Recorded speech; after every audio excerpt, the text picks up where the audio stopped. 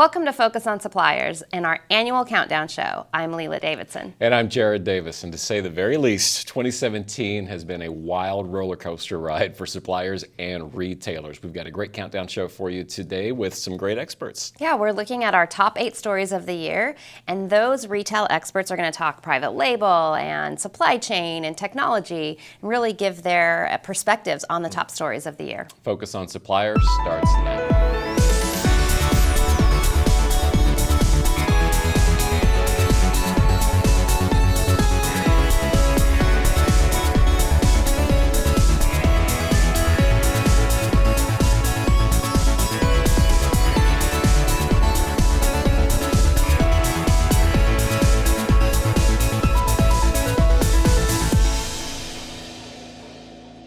Focus on Suppliers, brought to you by 8th and Walton, where suppliers learn fast and grow, and sponsored in part by Saatchi & Saatchi X, CaseStack, and other outstanding companies.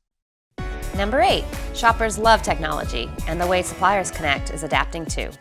Shoppers are really thinking about technology in a completely different way.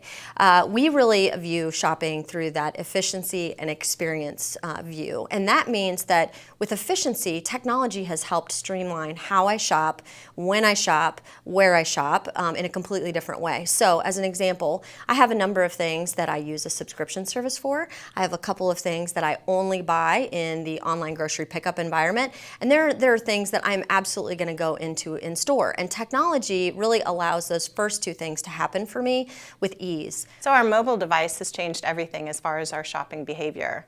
In the past, I used to seek information, and now it's being pushed to me. So it changes just how a company has to target and how they reach out and connect in with their consumer. Your shopping list is now your phone. It's also top of mind, so you're always with your list. Think about things like voice-activated devices that are in home. So no longer do you have to write something down, you can order it instantly. So technology is transforming how we do things every single day, whether we like it or not, or whether we are conscious of it or not. It's a big nut to crack on how best to target those shoppers and how to bring them in and what's the right message. How do you attract them, and is it through influencers? Is it through what kind of promotions, and how do you talk to them? And that's something that I think we haven't finalized yet or we haven't perfected, but it will continue to be a very strong focus area. So social media is playing the role of being that advocate for understanding the brand, the information, and why or not they're going to make that purchase. What's happening today with shoppers is frictionless shop. Consumers are going online more so than ever, and what they're doing is they're using the online to be able to drive their in-store purchases, and then they're going in and they're shopping that perimeter. So if you think about a brand like Little Smokies, who doesn't love Little Smokies during the holiday season? They're actually picking up that item, being able to transform recipes by using Pinterest as an inspiration and using that throughout the entire holiday season. Technology becomes a little different when I walk into the physical store environment, right? And so am I using that technology to read up on reviews when I'm actually in the store environment? Am I using that technology to price shop? Am I using it to look for coupons or other special deals that will allow me to make the most valuable purchase? Or am I actually using that technology to tap into a QR code or use virtual reality in the store to see how a product might look in my home? I think when we see shoppers and their use of technology or engagement with technology in store, we're going to see different levels of participation with technology from shoppers. Kiosks and digital engagement pieces in store are going to become more important. The digital device that they walk through the store with, the phone, is so much a part of their shopping behavior today. But what can we do, and what can we do as providers to the industry to present the right types of technology that get shoppers to convert items? How do they convert digital experience to buying? I think a new supplier who's really going to want to get on a shopper's favorites list, for example, in this new technology of OGP, is really going to have to do some advertising, and I would call it more traditional in either the mobile or the social space, to really cue her to search for that in her online grocery pickup. And so because she's in that efficient mode, you're going to have to create communication that literally says, add this item to your next online grocery purchase. Get very specific with her. Disrupt her, even though it's in a different space or it's not in the OGP, so that she'll immediately flip over to her OGP app and make that, put that item on her list. Number 7, retailers love technology. Exciting new options in store and online. The holy grail of retailing is being able to exceed the customer's expectations while operating for less through improved efficiencies. And that's where retailers are leveraging technology today. With efficiency and technology, one of the things that's gotten really interesting is this idea of creating the same stock up lists. And so, for example, with Walmart and their online grocery pickup app, if I buy something once, it immediately goes into my favorites, so that when I'm going back, it's extremely simple for me to just make a stock up purchase order. I think where we've got to make sure we're still giving that shopper the opportunity to get introduced to new products, to find out if there are similar things that would fit within my shopping basket that might also enhance or benefit what I'm already currently buying. All of the technology that can be employed in that relationship with the shopper is becoming very important. But it's also creating noise. And what we see today is, as they evaluate technology in store, as they evaluate technology online, is the noise worth the squeeze? And where does it need to be removed to be more efficient so that it isn't noise, but it's actually complementary to the shopping experience? Those are going to be the evolving pieces of technology in retail, I think, that are going to find the sweet spot. And Walmart's working in a number of areas, piloting a number of things to find the engagement process for technology and to employ it where it should be and to eliminate noise where it shouldn't be. Things are changing so fast that you have to understand the information that is at your fingertips and how to leverage it. And the companies that figure out how to leverage that technology and the information, the data that they're gathering to their benefit, is going to be the one that wins. But somebody has to be smart enough and capable enough of taking that information and figuring out what to do with it. When data comes at you from every direction, it's really hard to do any pattern recognition of any kind, to pull out a meaningful trend. When data is aggregated in a way and then structured in a manner that allows you to look at trends, it does give you the ability to foresee predictable events. One aspect of security technology that continues to change is really the merging of technology that supports retail operations and technology that has traditionally been for security purposes only. Video is a great example. Traditionally in retail, video technology was used at specific places to watch specific things happen, and then in a forensic way, capture the events and determine what actually happened. In the future, video will be used for replenishment of items on the shelf. Video will be used for modeling traffic throughout the store. Video will have a number of applications that are not security-centric. And security technology is really enabling those other more retail-centric functions to be able to sell more and lose less in a manner that leverages the technology investment that they have. Connect with us online. Follow 8th and Walton on Facebook.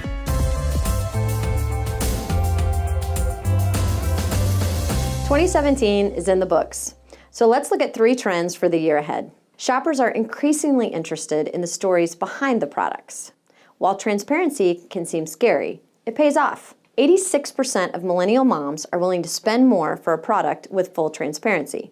That's because they like feeling connected to the products they buy and knowing that they're made the right way. Another way to connect with shoppers is by personalizing customer service. With today's data, small and large companies alike can pull it off. Just don't give off a Big Brother vibe. Sticking with the theme of connection, people are becoming more comfortable with futuristic tech. As things like voice search and appliances become smarter, they feel more natural, and their improvements will only continue. These trends will be big in 2018, and luckily, one of our favorite challenges is finding ways to make them work for your business. K-Stack, the leader in collaborative retail consolidation programs. We offer the supply chain expertise needed to navigate the challenges of selling products with the world's largest retailers. And we provide customers with a customizable, scalable, environmentally sustainable supply chain with the same advanced technology typically used by larger rivals. By leveling the playing field, K-Stack lowers distribution costs and increases overall margins. K-Stack, retail logistics is what we do. Get retail questions answered fast. 8th and Walton Merchant Advisors are standing by to help you. Chat now at 8thandwalton.com/chat. Number 6, fear of shopping. Consumers are getting the jitters. In-store shopping and how people are thinking about technology and if Big Brother is actually following us into the retail store. Certainly if you're using your mobile device and you're in-store, there are retailers out there that have an opportunity to connect with you in a different way. Target's Cartwheel app, as a great example, is one that specifically is built around your in-store shopping experience. The difference is that if I'm choosing to download Cartwheel and use it, I'm actually making that choice for you to be a part of my in-store shopping experience. I think there are some shoppers who probably have a little bit of that skepticism, but for the most part, it's really about shoppers who are engaging in technology as on an opt-in basis. I think there are certain times and products and also different modalities for how we shop that make that feel more comfortable for me. So we really look at shopping as efficient or about experience. And so if I'm in an efficiency mode, I don't want you to follow me around for days or weeks about a product. What I want you to do is help me get that product purchased first, know when I've bought it, and then communicate any other relevant information. If it's about an experience, then I want you to romance me a little bit more. Give me a little bit more information. Tell me about the company that you belong to and why I should buy this product from you. And then it's okay. So you're definitely going to have to be aware of what those different modalities are when you're working with shoppers. You look at Walmart's voice to their shoppers today. It's very emotional. The advertisements that they're running on television, how they're speaking to the shopper in store, is that building of trust and confidence that they're getting out of particularly this millennial sector today, who has a tremendous amount of confidence with Walmart. And as they're building that confidence, those shoppers are acting and behaving with a better sense of security and trust. And that's just so important as we look at the fear of shopping and manifested across online commerce and in-store commerce both. Retailers can act very quickly. One thing they're good at is emergency response. I think the question is, how do you move from response to an event to left of the event on a timeline? And the Marine Corps would call that left of bang, right? So bang is the event, and on a timeline, right of bang is my response to it. We're very good at that. How do I move myself to left on the scale to prepare for and see it coming? That's the real challenge, and I think technology does some of that, but behavioral analysis and understanding what is normal behavior and what is deviant behavior, not just inside of your building, but outside of your building, in your parking lot. What's deviant behavior online with customers? How do you interact with people digitally? That's an area of concern. All of those things retailers are focusing on understanding, putting into context how to reduce the risk to their customers. Number 5, the last mile battlefield. Who's going to pay for this? Well, today, in the last mile, I really believe that Amazon and Walmart are both bucking the bill. The key to this whole thing, and what they're both kind of really racing towards, is how to figure out, how do I exceed the customer's expectation while I'm not footing the bill? And that only comes through efficiencies, data, as far as being able to figure out where a product is most conveniently shipped from and most efficiently shipped from, while still meeting the requirements that the customer expects that product to be delivered. The last mile is the biggest challenge and the most cost associated with e-commerce. And so figuring out what the right solution is the interesting play. And I think the winner will be who figures out how to leverage their brick and mortar footprint for pickup or utilizing lockers or whatever it may be. But leveraging that footprint of assets is going to be the differentiator in winning the final mile piece. The true cost of the last mile has probably been the biggest surprise and the biggest fact within this story. Last mile it should be getting cheaper because of economies of scale, right? There's more packages out there. There's more people taking advantage of small parcel shipments. But we're not necessarily seeing that cost come down as fast as the growth in the number of people using these services. And right now, there's a lot of energy being put into figuring out the last mile. We've seen everything from these Pick Up Today towers that are being put, there are over 500 Walmart stores with these in place now, and you can't miss this 2-story orange tower at the front of the store or even outside of some stores now. But seeing that and the lockers that are being tested and the local delivery services and Walmart's acquisition of just a local delivery service based in New York City. All these things tell me that people are interested in it. And we're trying to figure out how to save money in that last mile because we're not seeing the economy of scale come to life yet. But we know there's value in there. And whoever figures this out first is going to win. Number 4, third-party marketplace. Friend or foe, the love-hate relationship. So online marketplace, I think, is one of the most interesting areas in retail because in the past, the challenge to get into a brick and mortar retailer and even some online retailers, you had to know somebody, you had to have an in, you had to have, whether it's an established brand or a high demand product. Marketplace now really has brought two people together, right? The innovators and the inventors, the people who have identified a great product and they want to get it into the marketplace without this massive investment on a retail side. The other part is the people with the entrepreneurial spirit bringing in product that's actually branded. And we've seen that be challenging for retailers. So for various reasons, we may see somebody get a branded product at a cost, whether it's a closeout or something, of even compromised quality or counterfeit. We've seen a lot of issues with counterfeit in this space. But we start to affect customer perception around the brands. So keeping policing that area has been a huge challenge. And we see some of the big online retailers really make this a priority. And they've done a great job trying to combat it, but it's the rate it's growing makes that a very, very difficult task. Within the third-party marketplace, I think it is definitely a challenge, and marrying up what is taking place within bricks and mortar and online continues to be an area of opportunity for all of us. Right now, I find where it's really difficult, right, to manage your equity, to ensure product quality, and then it also opens up this whole space about online pricing, which is something I think we're all wrestling with right now.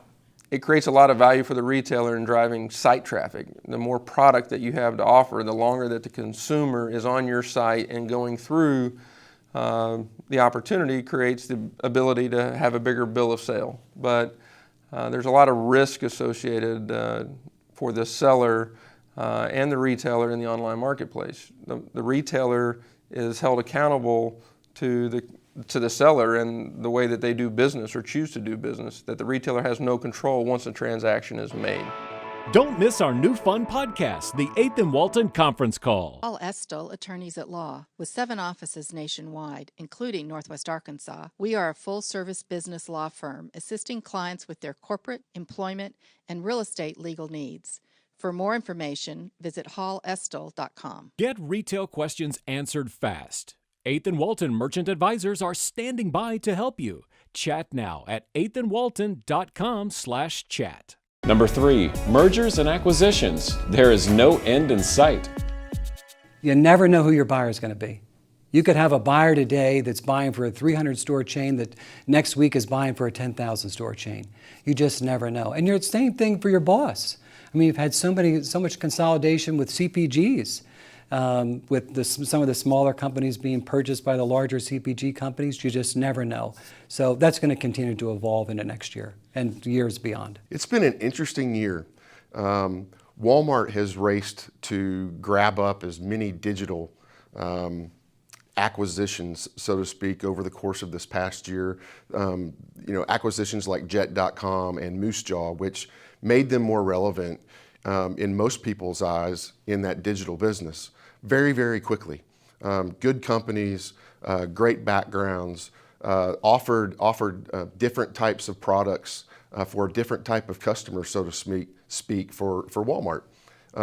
Whereas Amazon came at it from the total opposite end of the spectrum and started to acquire brick and mortar, which seemed to be a play not only for entering into the brick and mortar space with a really good business, but also to enter into the brick and mortar space to play a bit more in the digital world where Walmart had done pick up at store, had done lockers at stores, as well as Pick Up Today, which has been a very, very big success for Walmart. So they're both going at each other in a way to where they're coming at it from totally different ends. They're each trying to become the other, or to at least master the other's business before the other one can figure it out. Number 2, private label growth. More products, more market share. Private label is seeing this amazing growth spurt for a couple of reasons. I would say one of the reasons is because shoppers just aren't as loyal as they used to be to brands. And so now what's happening is essentially they are connecting anytime and anywhere they have a need for a certain type of product. And so that dedicated loyalty that we've seen over years and years with big brands isn't necessarily the same. And so they're getting presented more options and therefore have the ability to make more choices. I think the second thing that is happening is shoppers are also wanting to experiment a little bit more with their products. There are new technology claims, there are new product claims, there's even more of a commitment back to the environment based on the type of product that you have, which means that I'm going to connect back and understand why you're focused on this as a brand and how I can support it. Absolutely. I mean, value is center for the customer. And so when you're trying to improve the value for the overall department and the buyer is doing that, private label comes into that equation. And so the buyer has to determine, okay, do I want to add private label? Can I get the margins that I need and overall for my overall budget within the department to add private label? Is it going to be incremental to the overall department? Can I get the same quality and spec of private label? So those are the key things that they have to look at. It's not new, but it's just a matter of what that retailer wants to do. Well, I think you see private label growing because retailers are figuring out that they can find a unique match to their shopper group. When we think about merchandising in general and mass merchandising, if you will, as a throwback term, mass merchandising is just that, what fits everyone. What retailers are finding now is their private brand is really a response to their private relationship to their own shoppers. And as you see folks like Walmart evolve their brands specific to them, they're in total response to the one-to-one relationship they have with their shopper. And the growth in that space, particularly around millennial moms, is just very important because they've been able to idealize exactly what she's looking for in terms of savings, quality, and contribution to her family's overall health and wellness and their meal planning. All of those kind of things are important in that one-to-one relationship. And I think you're seeing private brands find a spot that is unique in that relationship with their shopper. So as Walmart's focused on this private label space, now we're seeing them use some of those margin gains to actually be leveraged in price investments and self-funding of rollbacks and some other pricing activities to help bring even the national brands to maintain that EDLP position that Walmart values so much. So in the past, where it was really just focused on being that national brand equivalent, now there's some margin value. And we've seen improvement in how they source that product, how it's packaged, and even centralizing the transportation of those private brand products to help maximize that margin. And while most of it comes back in the price on that individual item, some of it's coming back in margin that can be used on those national brands. And our number one story of the year, inventory flow evolves. Supply chain efficiency takes center stage. Inventory flow and on time in full is a journey. If this were a football game, we would have just completed the first quarter, and there's a lot of adjustments that need to be made. It's really kind of interesting to me because for the first time in 25 years of retail that I've experienced, it's the first time that inventory flow and supply chain has been sexy. On time and in full, where Walmart created this program to really standardize the way that suppliers were measured in the way that they were servicing the retailer.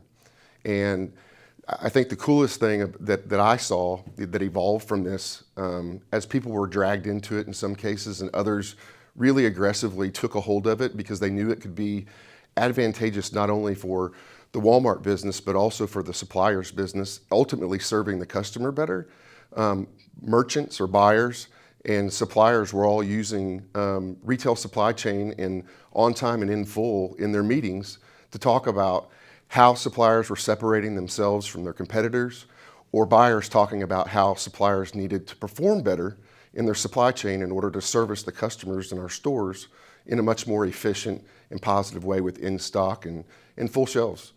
You know, it's interesting. Over the last couple of days, when I see someone in town and we say, how are things going? The first thing that comes to their into the conversation is, gosh, I can't get trucks. I'm having such a difficult time getting trucks in on time to deliver. And we have a driver shortage today. That's not just today. It's going to continue into 2018, and we're all trying to solve for that right now. And with retailers today, with the scores that they have up there regarding OSCA and OTIF, or 100% on time in full, it's so important for us. So it's a major focus for us to, on this right now, especially at this time of year. I think it's important to understand that while there's going to be some incremental growth between both the supplier and the Walmart supply chains, there's no golden nugget. There's not one thing that both can go do to where they're going to see a huge difference in the way that they're servicing the stores or the customers. It's going to be a lot of smaller, more complex, more unique to each individual business things that they need to go fix in order for them to be able to succeed together. OTIF is definitely the answer to Walmart's flow initiative, the ability to move goods through their distribution centers. OTIF went live in August, and I think Walmart saw a significant improvement in the full truckload suppliers' OTIF scores, the A and B suppliers. However, the C and D suppliers, I don't believe Walmart is seeing the improved OTIF performance that they were expecting. Therefore, I believe in the new fiscal year, in the coming months, you're going to see a ramp up of expectation for the C and D suppliers in Walmart stores. Well, flow inventory is really the journey to the perfect supply chain, right? And as we look at Walmart's history in supply chain management, the responses from the marketplace answer the problems that are being addressed in the supply chain. Today, our role, for example, Menasha, is just being able to respond to the speed to market demands based upon the data that's now so much more readily available. And when you look at how that's functioning inside Walmart, it really is progressing to that perfect supply chain. Albeit all the pressure, the discovery process has been finding the gaps in those supply chains that can really shrink that speed to market and make that happen in real time for stores to execute. Walmart spoke a little bit about the results back in November. We had the honor of listening to a couple of the leaders in the replenishment division talk about where OTIF's at. And while it's not all there yet, they made it very clear that fill rate is still a big challenge. It's still a driving issue in a lot of spaces, but it has helped bring out inventory. As confidence has grown in what's ordered is coming, it's allowed Walmart to reduce their safety stock levels. It creates challenges in some places because they may take too much out and then something unexpected happens. This whole fourth quarter, the start of the fourth quarter was just filled with unexpected activities with the hurricanes. And when you reduce your safety stock, you're not prepared for those types of things. So there's some unintended consequences, but overall we see inventory levels going the right direction. We do see some good in stocks yet, and we're seeing better fill rates every time. Suppliers, get the latest retail news 24/7 at Walmart News Now. K-Stack, the leader in collaborative retail consolidation programs. We offer the supply chain expertise needed to navigate the challenges of selling products with the world's largest retailers. And we provide customers with a customizable, scalable, environmentally sustainable supply chain with the same advanced technology typically used by larger rivals. By leveling the playing field, K-Stack lowers distribution costs and increases overall margins. K-Stack, retail logistics is what we do. Get retail questions answered fast. 8th and Walton Merchant Advisors are standing by to help you. Chat now at 8thandwalton.com/chat. Our guests enjoy staying at the 21C Museum Hotel and hosting dinner, meetings, and product launches there. Hey, we want to thank all of our experts for joining us here on our 2017 Countdown Show, and thank you for joining us here every week. Have a safe and happy holiday, and we are wishing you a happy and successful 2018. We will see you next year on Focus on Suppliers.